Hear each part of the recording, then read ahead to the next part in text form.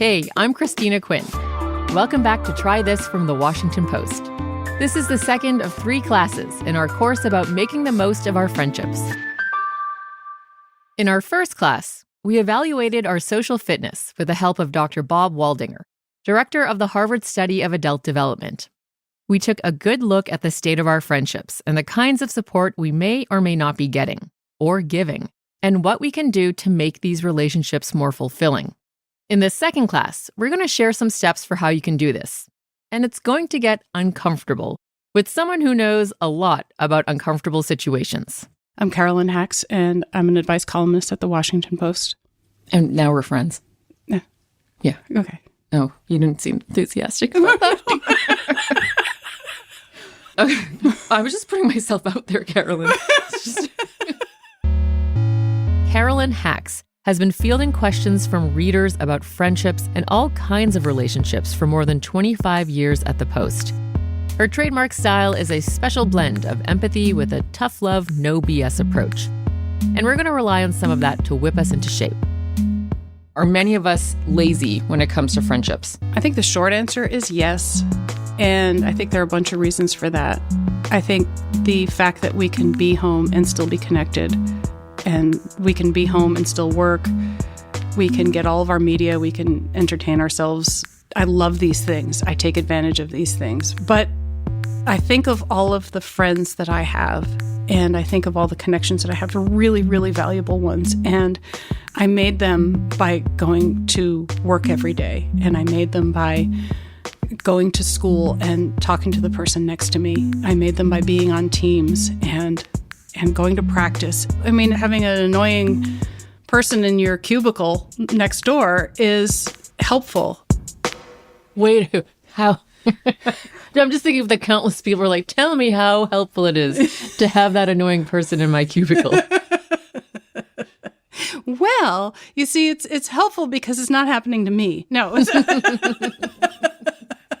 So, it's helpful because you learn coping skills. You learn to figure out what is tolerable about the person, or you figure out how to problem solve. Hey, I need to get my desk moved. Hey, I need to find another job. I'm all for comfort. Really, I sound like an enemy of it, but I do think we calcify, and dealing with people develops skills. And those skills help you in ways later on that you can't possibly foresee. So you have to go to an office. You have to work with people. Sometimes all you get out of it is the ability to get through the day with somebody you can't stand. But sometimes you get through it with a friend for life.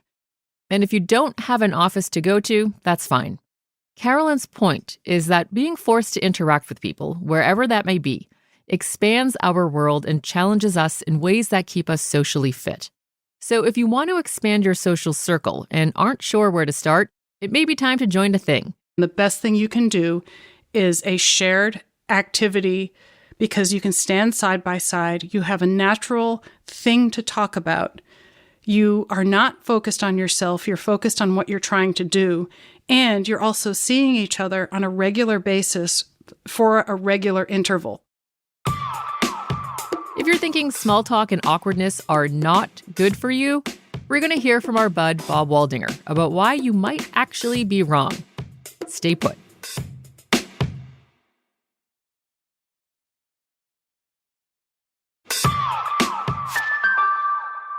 It turns out we actually enjoy a lot of casual interactions, despite what we expect. Here's a perfect example.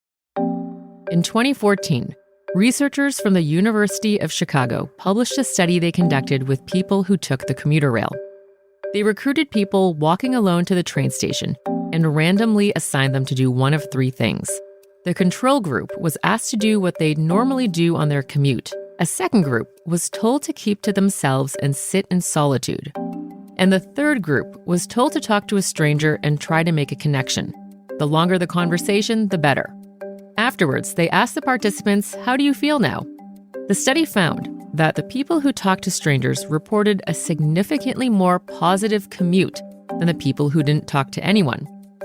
Part of the study even had people predict how talking to a new person on the commuter train would make them feel. And very few thought they'd actually like talking to a stranger. It turns out our expert from the previous class, Bob Waldinger, observed something similar. We just aren't that great at predicting what's good for us. There's this kind of resistance to reaching out to connect with somebody we don't know or we don't know very well. Because we might think, well, that person isn't going to want to talk to me, or it's going to be awkward, or whatever the story is we tell ourselves. And so one of the things I've found is that if I practice, if I just make myself get over that little bit of resistance and just say something, just strike up a conversation, it almost always goes well. And even when it doesn't go well, it's just that somebody doesn't feel like talking, and it's okay. It turns out that most of us aren't jerks. No, most people aren't jerks. And people love to be noticed, and they love to be seen. They love it when you're curious about them. So if you are genuinely curious about somebody, usually they light up. If by now you're listening to this and you've decided that talking to strangers and joining group activities are just pushing you way too far out of your comfort zone, don't bail. I have a feeling this next suggestion might be your sweet spot. It's about finding more time to see the friends you already have. If we are still thinking of hanging out with friends as hours-long brunches on Saturdays and late nights going out, we still conjure up the images we had in college. That's going to be a big part of the problem, because then we'll continue to say, I don't have time for friends. Danielle Bayard-Jackson is a friendship coach who is the host of the Friend Forward podcast. And she's amassed a huge following on TikTok for her straightforward, thoughtful advice. She says as priorities shift with adulthood, we also need to rethink what it looks like to spend time with friends. It might be a little less sexy, but it might mean I'm doing a Target run and I'm like, hey, I'm going to Target. Come with me and tell me about your date, while I go and pick up some lotion, so it's not as fun, but hey, we're clocking hours together. I'm seeing your face. We're laughing together in real time. Maybe it looks like taking the kids and we go to the park together. And yes, we do need those special moments we put on the calendar we're looking forward to, and it's distraction free. But for a lot of us, we're going to have to get creative about what it looks like to spend time with our friends. And we have to stop seeing friendship as like a recreational opt-in on the weekends and start really looking at it as a wellness imperative. And I think that would make a lot of us sense a little more urgency around trying to figure out ways to spend time together. So meet me where I am and I'll meet you where you are. Because here's the thing, we aren't seeing enough of each other. According to the U.S. Census Bureau's American Time Use Survey, between 2010 and 2013, the average American spent about 6.5 hours a week with friends. That started to change in 2014, when we began spending less time with each other. As of 2021, we're clocking in a little under 3 hours a week. That's a big difference. But Danielle sees this as an opportunity. And so could you. I was like, you know what? What if I set a goal for myself to see if I can spend 6 hours a week with my friends? Ooh, I love this. This is great. So how have you been doing? Well, first of all, it really called into question my relationship with work.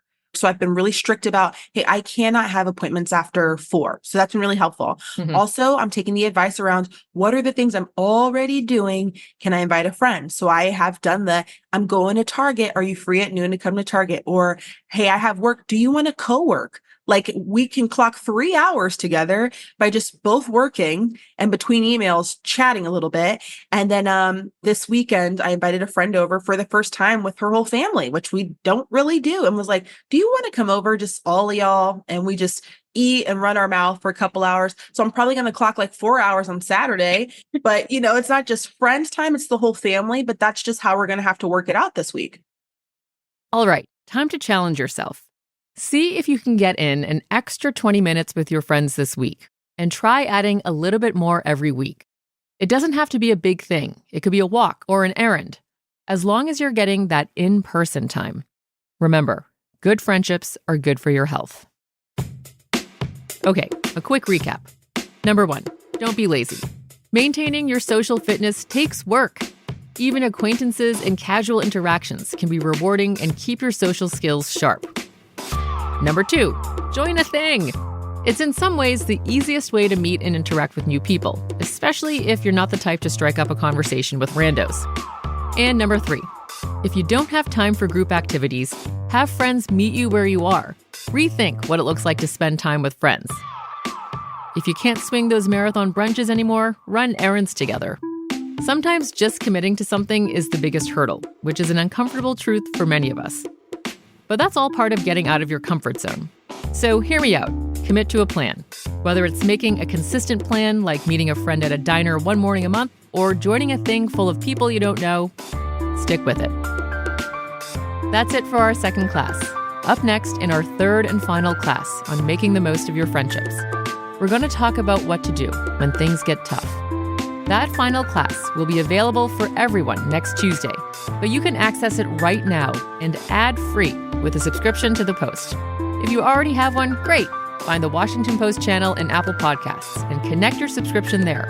If you don't yet have one, you can subscribe to the Washington Post through the link in our show notes. All right, meet me in class 3.